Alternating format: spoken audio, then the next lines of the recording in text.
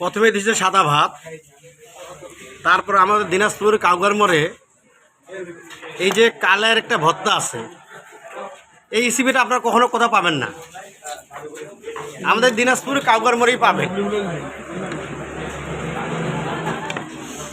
এত সুন্দর আছে প্রিয় খাবার।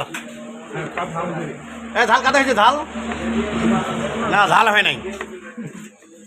আর আজকে শুক্রবার দিন আমার এই স্যারে এই আয়োজনের ব্যবস্থা করেছে, আজকে নেত্রীর জন্য দোয়া পড়াইছে, এই জন্য আমার স্যারে আজকে দাওয়াত দিয়েছে আমাদেরকে।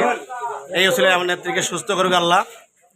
এবং আমরা আজকে দিনাজপুরের অতিরিক্ত হাঁসের মাংস, আমি কোথা থেকে জানেন, যখনই বলছে নেত্রী মিলাদ পড়াবে, আমি সেই ঢাকা থেকে কালকে রাত্রে আসি এখানে, নেত্রীর জন্য দোয়া পড়লাম, আল্লাহ তাকে সুস্থ করুক। এবং আজকে হাঁসের মাংস দিনাজপুরে অতিরিক্ত খাবারটা টেস্ট করে গেলাম, আবার আজকে রাত্রে ফ্লাইট চলে যাব।